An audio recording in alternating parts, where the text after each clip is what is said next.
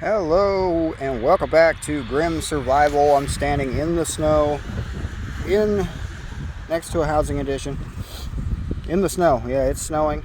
I'm wearing heavy plates going for a walk, and I stopped to that right there is fat wood. This is a pine tree that somebody has trimmed off, and you can see all that clear stuff on there. That is pine resin, and you can see the coloration there. That is actually fat wood. Really is fat wood. So you can find fat wood on damaged limbs like this, even if they haven't been cut off. If I was to just slice a little bit of that off right there, I would have a good chunk of fat wood. You can also find it by digging up roots, or if you find dead trees, dead pine trees per se, you can find it that way. You can find it all over the place, but it comes from pine trees, spruce trees, things like that. And what you really need is a saw. If you can find it and you just happen to have something like a Leatherman in your pocket, you can cut that off and take it with you. That's fat wood. It's a great fire starter. I have a video up making fat wood. Sorry, I'm standing next to a road, and this is going to be a really quick video. But anyway, fat wood. It's awesome. The easiest way to find it is from dead pine trees. Dead standing is the easiest way. You can dig up the root system of the dead pine tree. All of that sap or pine resin will sink into the root system after the tree is dead for a certain amount of time, and you can dig up the roots and find a lot of fat wood that way.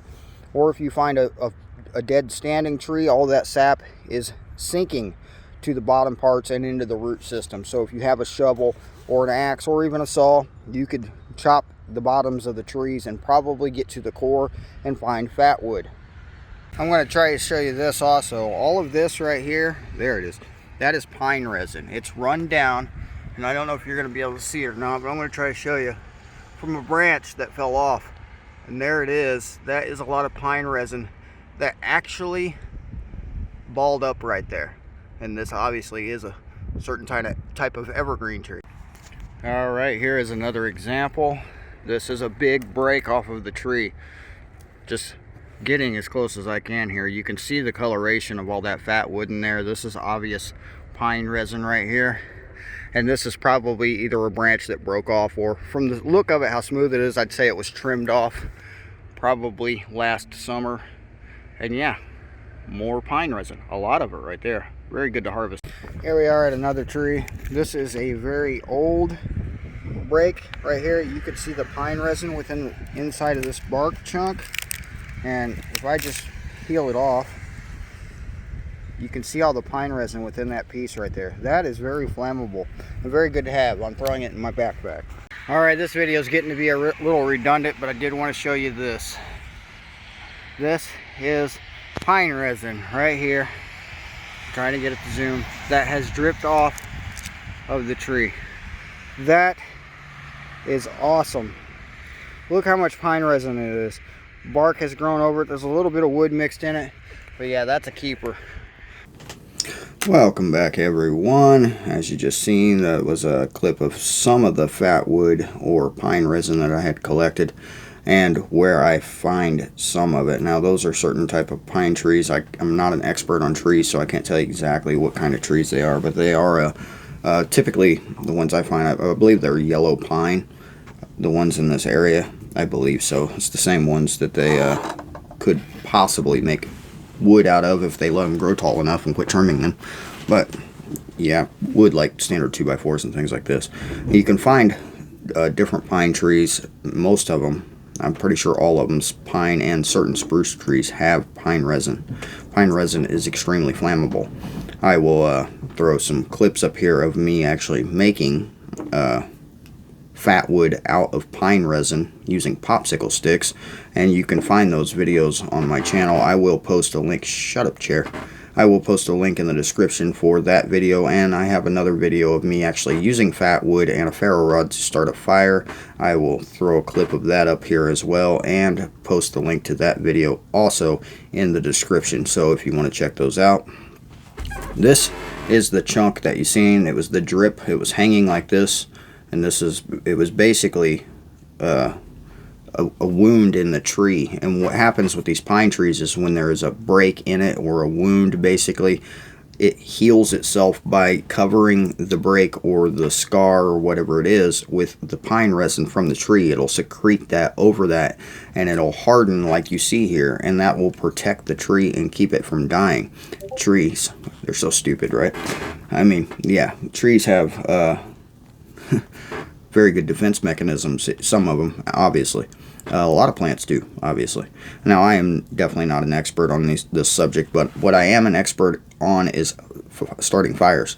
I am an expert at starting fires. I will claim that title. I will. That was lent from my pocket.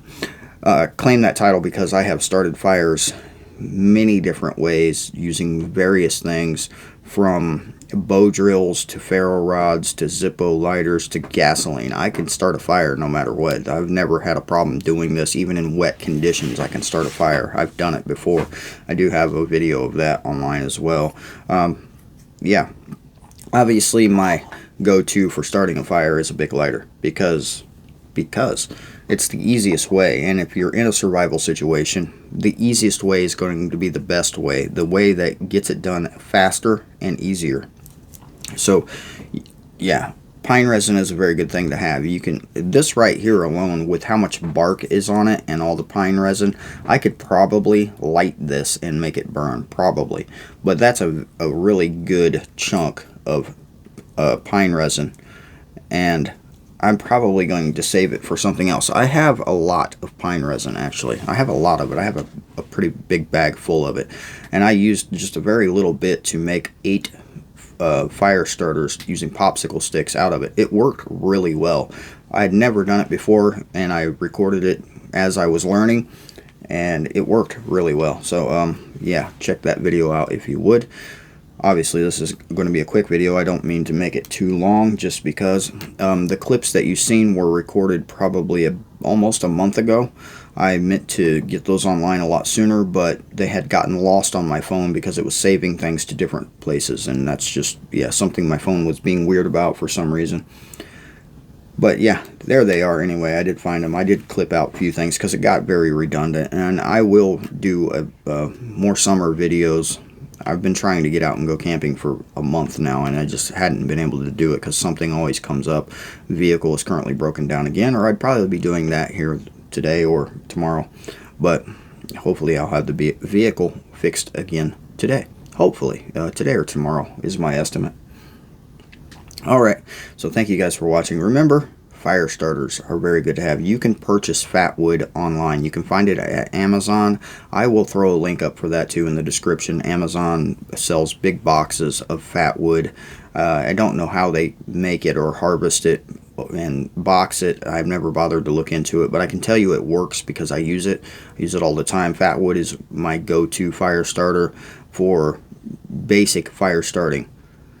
But emergency fire starting, I have other things that I use for that as well, and I will go over those another day. I have gone over some of them before, but I will go over a few more because I'm constantly acquiring new ways to start fires and test them, and I do need to make a test video of some of these things, especially the ones I made. I showed you me lighting it with a big lighter. It worked really well, but I want to see if I can light it with a ferro rod, and I just haven't had time to get out and do it. But yeah, like I said, I'm shutting up. So thank you guys for watching. I appreciate your support.